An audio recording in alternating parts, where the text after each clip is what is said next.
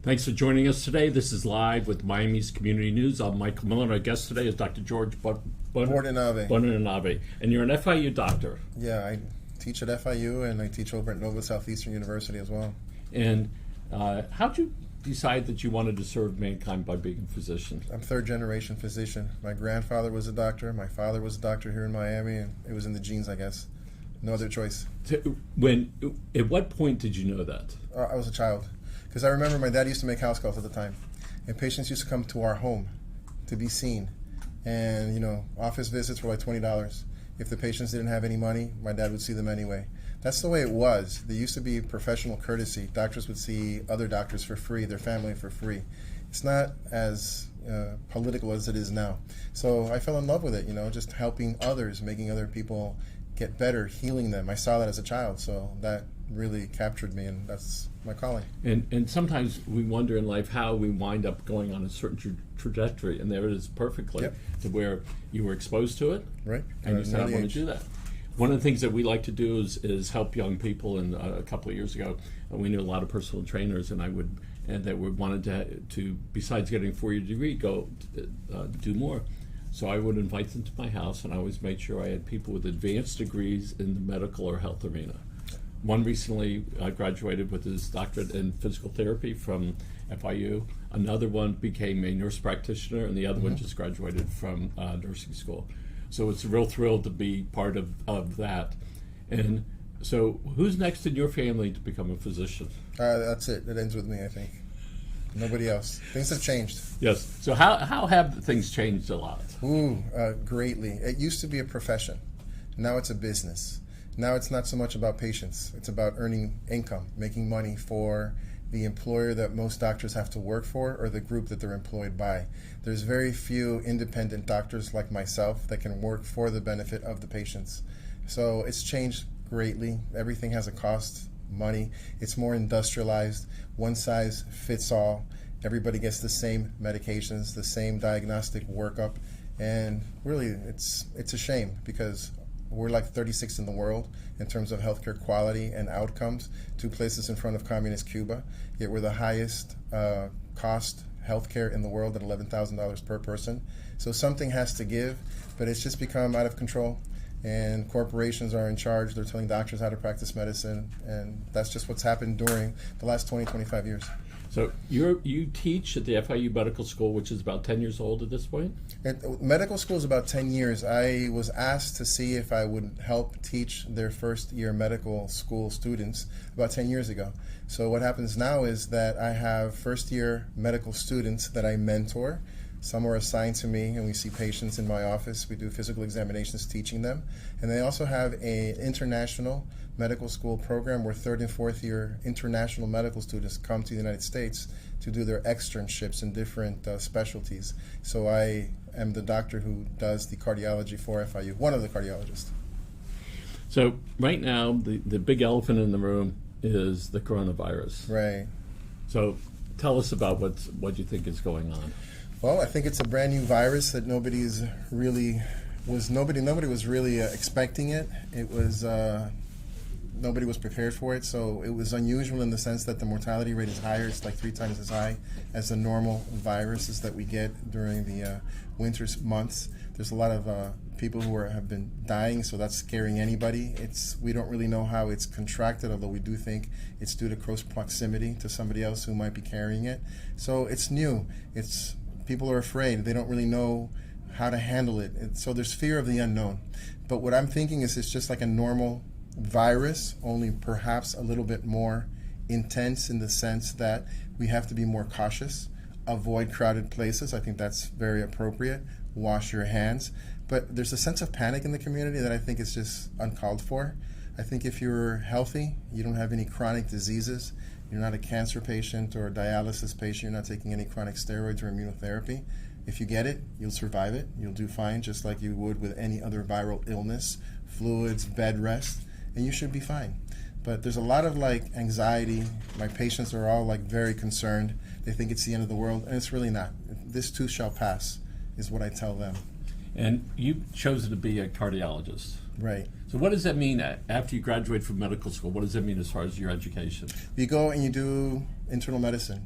or family practice, which is a 3-year program specializing in adult medicine, if it's internal medicine, or just children, adults, old people, obstetrics, gynecology, if it's family practice, the whole gamut. You do 3 years, and then after 3 years, either you're an internal medicine doctor, or if you want to specialize, that's when you go into cardiology, gastroenterology, or some other field. I chose to go into cardiology because during my first year of internal medicine in New York, I used to put in pacemakers as a first-year internal medicine resident at the time, and I thought, wow, this is very interesting, very, very nice. I can save patients' life by putting in a pacemaker or putting in central lines and giving them fluids, giving them blood. So I fell in love with the cardiology at that point. I really didn't set out to be a cardiologist when I first went to medical school. And so you have first the 3 years, and then you have how many more years after that? At least 3, depending on the specialty that you want. It could be more. I did 3 years of internal medicine, then 3 years of cardiology. My year in cardiology was the first year that they had increased the cardiology fellowship or residency to 3 years. The year before, it would have been 2 years. So if I wanted to do interventional, like cardiac catheterizations or angioplasty, which is the balloon to open up blood vessels, it would have been a 4th year. But I was exhausted, I was tired, I wanted out. So now I want to go to work already. Yeah, I want to go to work already. So, yeah. So when patients are presented to you, when they show up at your office, how many are in distress at that time? They all have chronic issues. By the time they come to me, it's a lifelong journey to get where they're at in my office. It doesn't happen overnight. They have diabetes that they don't take control of. They have high blood pressure, perhaps they're not taking control of. Everything starts with diet, exercise, lifestyle. They haven't taken care of themselves. So when they come to me, they've already taken a lot of medications for their blood pressure, their diabetes, they still smoke, maybe they have family history of heart disease, so they're in trouble with chronic diseases. So my job is to work with them to see how we can start reversing and stop the spread or continuation of that chronic disease process. So when patients show up, they start giving you all this, all their symptoms, right? And you sit there and you listen to them, all right? There's a lot of different tests that you need to get the results from before you can say, hey, here's what we need to do. No, a good doctor, by listening to the patient, can find out what the patient has without the need of testing.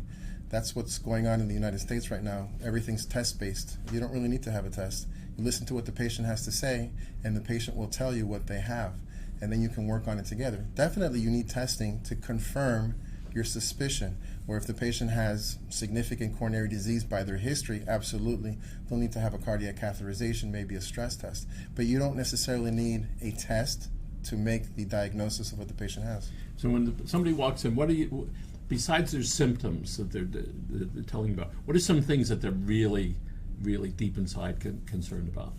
Depression. Doctors, I find that like 50% of my patients with cardiac symptoms are really depressed. I can't sleep very well, I get tired, I get winded, I get short of breath. I have this little chest pain, I don't have the energy that I used to have. And you just listen to them. How are you sleeping? Oh, you're not sleeping very well. How's work? How's family life? These are things that as an integrative cardiologist, which I am, functional medicine, we tend to ask. Sleep is very important. Depression is very important. We now know that depression and sleep are both risk factors for heart disease. This is just coming out within the last year. 10 years ago, I go to the cardiologist, he says, what's going on? And he put his hand on my shoulder. As soon as he did that, I felt better. Sure. It was like, okay, I'm here. And I just talked to him. Yeah. And it was like, it wasn't quite a miracle, but it really was. Sometimes that's all it takes. It's just having a conversation with the patient and having the doctor show interest and listen to what your complaints are. Okay.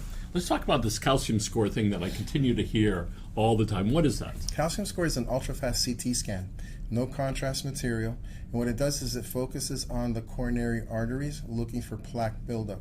Plaque is roughly deposits of cholesterol in the coronary arteries. And if they rupture, the artery closes up immediately, and patients have a heart attack.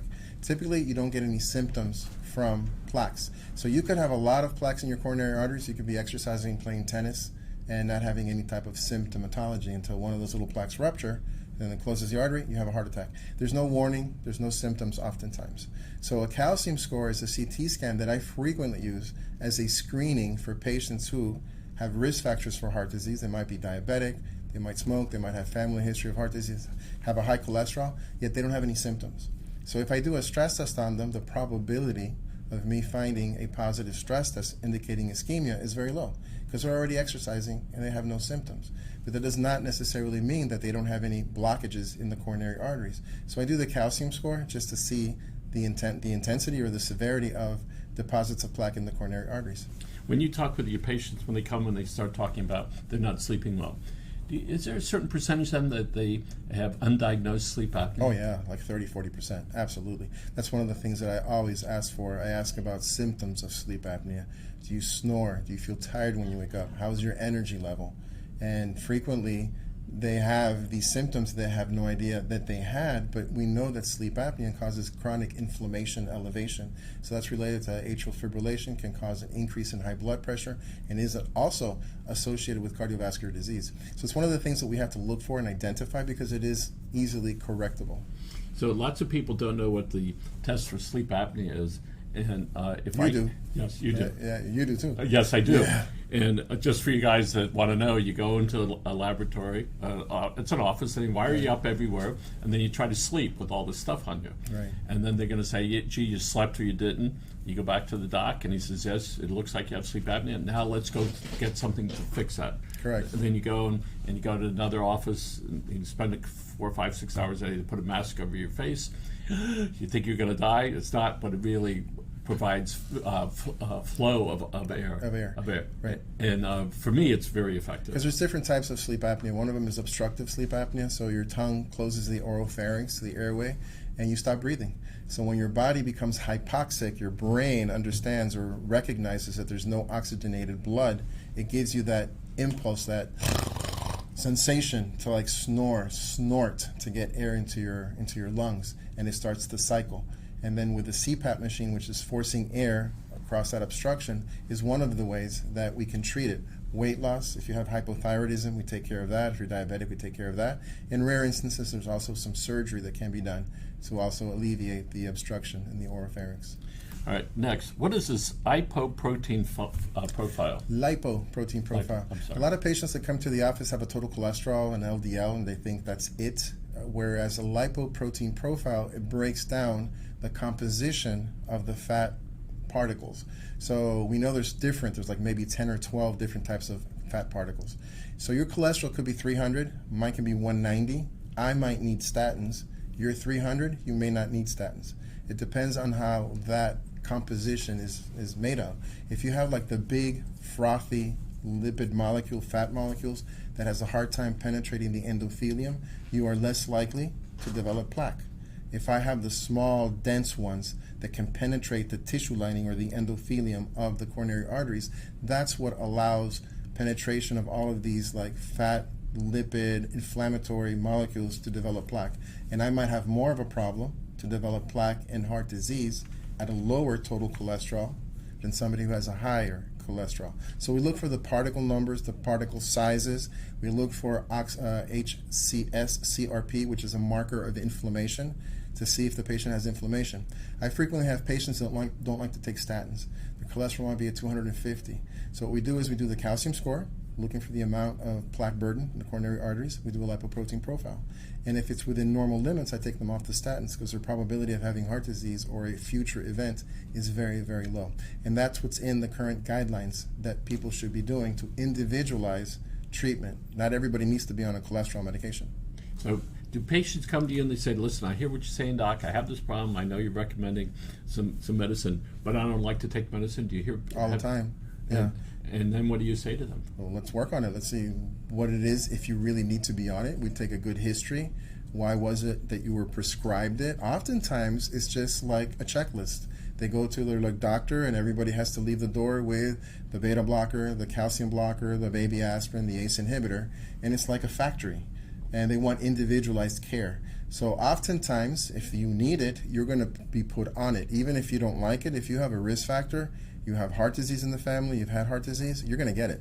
And I explain to them why it is, the advantages of being on it. But I often find that there's a lot of patients taking medications needlessly because they go see different specialists, everybody adds their own type of medication, nobody coordinates it, so the poor patient is left with like 10, 12, 13 medications that they really have no need for at the present time. But that can only be adjusted or taken care of with a good physical history and determining what is in the best interest of that patient at that particular time. Well, you are a joy to talk with. Thank you. It's real. All right, this is the real conversation, And from what I've understand, you're going to have your own program here with community newspapers. I look forward to it. And we thank you for doing that. That we know that the people's health is really important, especially when you get to be the age where you're not a teenager anymore.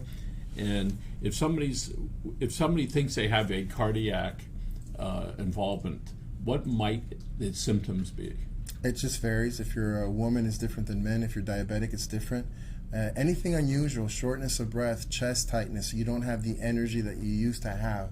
Could be something as like benign as having a jaw discomfort, a toothache. In the right setting, in the right person with the right risk factors, that could indicate heart disease. But nowadays we know how to diagnose and we know how to take care of it. There's certainly a part of each of us now, a form of denial. I thought I was having some distress. I went to the emergency room about 3 years ago, and I sat outside the emergency room. You didn't go in? I didn't go in. Okay. I walked around. I came back to the office. And in 1 second I said, I have to go back. All right? That's denial. I have a patient right now who I think today is undergoing quadruple bypass surgery. I've been taking care of him for about a year. I've known him forever since we used to work on movies together. And he's a diabetic, hypertensive, doesn't take care of himself. He drives me crazy. My gray hair is from him. We've become friends. And he lives up on Coral Reef, up in North Broward, but he comes to see me because I used to take care of him when he had no insurance. And I've been telling him, you need to get a stress test, you need to get a stress test. I saw him in the office on Monday. I'm like, let me get an echocardiogram, which is an ultrasound of the heart. His ultrasound of the heart looked pretty bad. I mean, the heart muscle was weak. Now, I didn't tell him, hey, you're having a problem. Go now, you're going to not do very well. Because if I would have told him that, he would not have gone. I'm like, I don't think you need a stress test. I think you need a cardiac catheterization. I can't afford it. My insurance has a high deductible. Go through the emergency room. Make sure they have a cath lab. All right, I'm going to go to the chiropractor now. I'll do it tomorrow. I'm like, please, go. Call me. I have your cell phone. Call me.